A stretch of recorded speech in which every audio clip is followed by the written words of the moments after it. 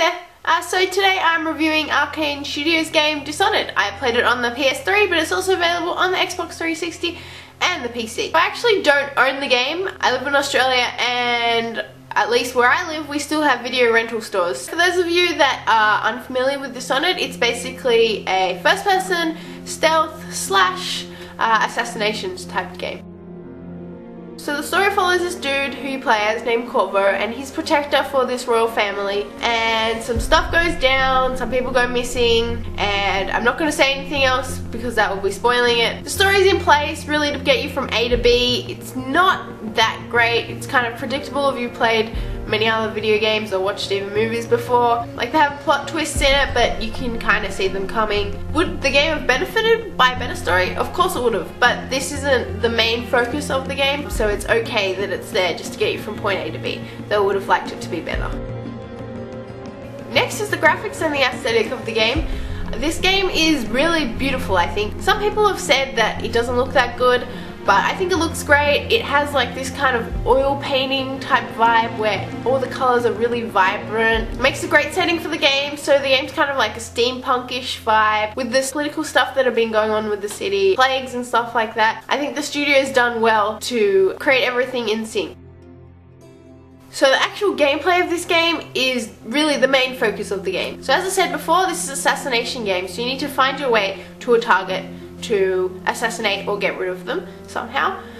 So you do that by either sneaking around, which you can use your powers that you get in the game, like you can see through walls, you can teleport places, jump higher, etc. So you can sneak around guards, or you can kind of go in and attack them head on, or you can stealthily kill them, so you get a lot of options into how you do it. The choices for this though isn't as much as it seems. Like, I would definitely never recommend you go in guns blazing to a fight.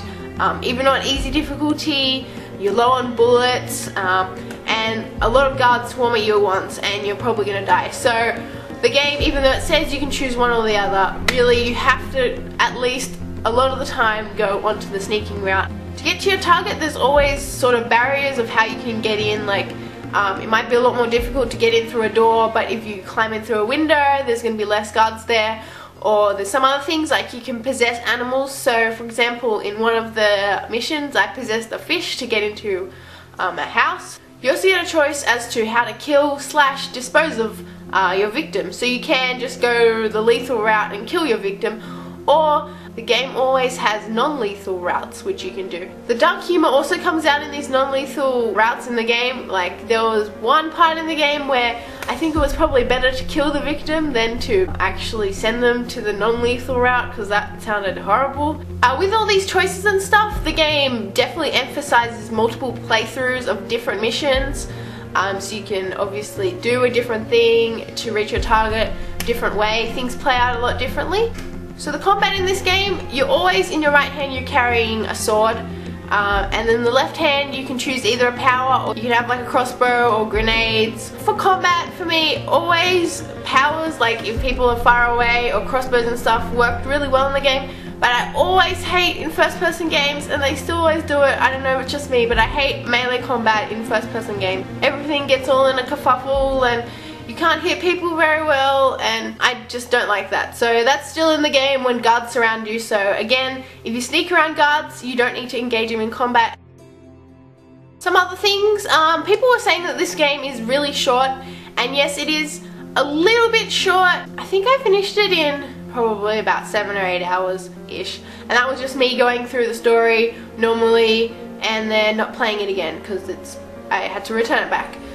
But if you're a person who enjoys multiple playthroughs, there's also collectibles which you can collect all through levels that upgrade your powers, also add to the game time. So if you're into that thing and you like replaying games, there's definitely enough things for you to do.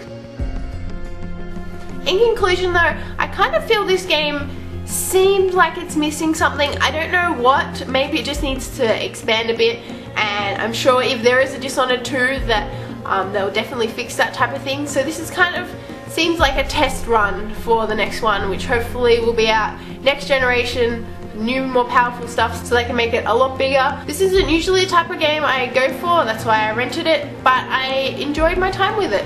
So overall, I would give this game a 3.5 out of 5. Read my rating list in the description to see what the number means. I don't go off the traditional rating system because I think that system's broken. So thank you for watching. If you have enjoyed the video, you can like it. Thank you for everyone that's subscribed recently, and if you're new here, you can subscribe up there. I'll see you guys later. Bye!